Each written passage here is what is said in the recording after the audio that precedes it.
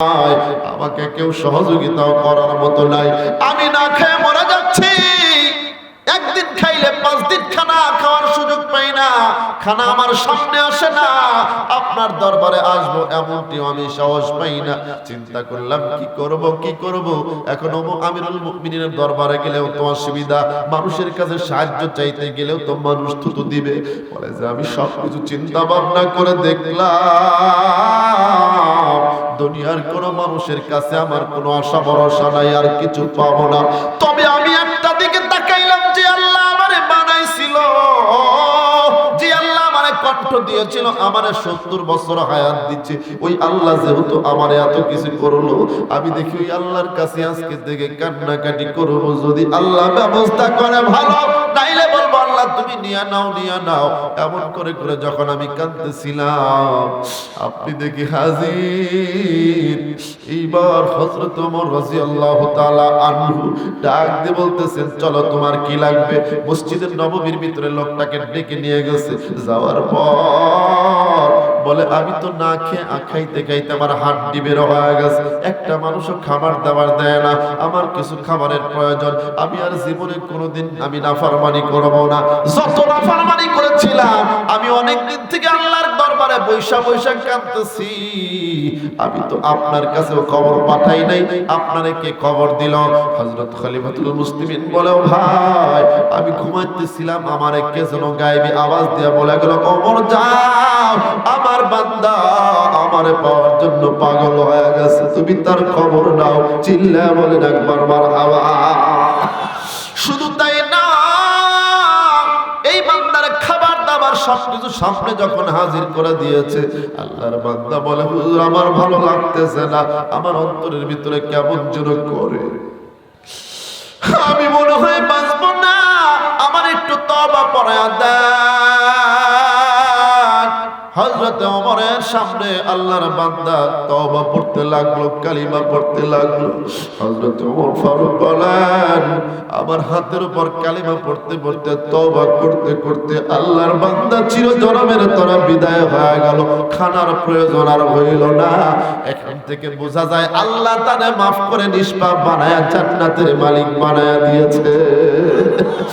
মুসলমান ভাই, আমার নবী বলেন, মরণের সময় যেই মানুষটা কালেমা পড়বে গো, আবার আল্লাহ ওই কালিমা নসিব হওয়ার কারণে জান্নাতের মালিক বানায়া দিবে। বলতে পারেন হুজুর তাহলে ওনার মতো 70 বছর গুনার কাজ করে নেই। ও বাবা, তুমি 70 বছর হায়াত পাবা কি কোনো গ্যারান্টি আছে? না, ওনার 70 বছর বুঝ আসে নাই, কিন্তু 70 বছর পরে যখন বুঝ আসলো, মাপ চাইতে কিন্তু দেরি করে নাই।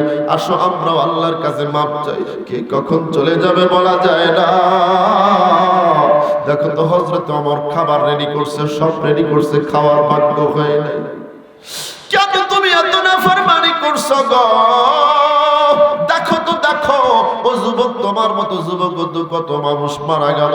গত বছর এই মাহফিলে যে ভাতিজা মাইকিং করেছিল, আমাদের বাগজানের সন্তান আমার বড় হয়েছে, ও তোর মায়ের সাথে খানা খাওয়ার পরেও কত গল্প করেছে। আল্লাহ বলেন নাই তোরে আর রাখবো না, তোর মেয়াদ আমি শেষ করে দিয়েছি। আয় এমন একটা কুকুর খাপ চলে আসলো, কি কামড় দিল নিজেও টের পায় নাই। খবর শুনে চলে গেলাম ওজার বাড়িতে, দেখি বেটার কথা বন্ধ হয়ে গেছে। মুসলমান, ওই দিন কি তোমার আমার একদিন আসবে না, যেদিন আল্লাহ বলবে সাকনমানি তোর আর হায়াত নাই, তোরে আমি আর দুনিয়া রাখবো না, অমুক তমুক তোর আর রাখবো না। হাজারো কাঁদলে কিন্তু কোনো লাভ হবে না। আজরাইল তো এমন এক ফেরেশতা যাকে ঘুষ দিয়ে কোনো লাভ হবে না। আজরাইল কখনকার দরজায় আসবে বলা যায় না। কেন এখনো নাফরমানির ভিতরে লিপ্ত আছো? একটু কি দিলটা কাঁপে না? একটু কি তোমার নামাজের কথা মনে পড়ে না? ওই নবীজির ভালোবাসার কথা বলো, নবীকে ভালোবাসি। কিন্তু আমার নবী কবরের জন্য এতটা পেরেশান ছিলেন গো, আল্লাহর নবীর স্ত্রী আম্মা জান আয়েশা সিদ্দিকা রাদিয়াল্লাহু তাআলা আনহা বলেন, আমি আমার নবী যখন আমার ঘরে একদিন আসলো, আমার ঘরে থাকার পালা ছিল, হঠাৎ করে দেখি আমার নবী রাত্রি বেলায় উঠে কবরস্থানে চলে গেছে। আমি আয়েশা আমার নবীকে খুঁজতে খুঁজতে গিয়ে দেখি কবরস্থানের মধ্যে গিয়ে কাঁদে, চোখ থেকে পানি পড়তে পড়তে দাড়ি মুবারক ভিজে যায়। আম্মা জান আয়েশা বলেন, আমি দীর্ঘক্ষণ দাঁড়িয়ে থাকি। নবী যখন মুনাজাত শেষ করে আমার দিকে ঘুরে দাঁড়ালেন, ডাকতে বলতেছে, আয়েশা তুমি কি ভয় পেয়েছো? আমি অন্য কোনো জায়গায় গেছি নাকি? বলে, আমি মনে করেছি আপনি হয়তো কোনো স্ত্রীর ঘরে গেছেন, আপনি আমার ঘরকে নাই অন্য ঘরে গেছেন, অথবা আমার উপর রাগ করেছেন। নবী বলে, না না, আমি তো তোমার উপর রাগ করি নাই, আমি আমার উম্মতের চিন্তায় কবরস্থানের মধ্যে এসে কাঁদছি। নবী আপনার তো আগের গুনাহ মাফ, পরের গুনাহ মাফ, এত কান্নার কারণ কি? আপনি এত কাঁদতেছেন কেন? নবী বলে, আয়েশা রে, তুমি কি জানো না কবরু রাউযাতুম মিন রিয়াজিল জান্নাহ আও হুফরাতুম মিন হুফারিন নার? আয়েশা রে, তুমি কি জানো না কবরটা হয়তো কারো জন্য জাহান্নামের গর্ত, কারো জন্য জান্নাতের বাগান। আমার উম্মতের কবরের কি হালাত হবে গো?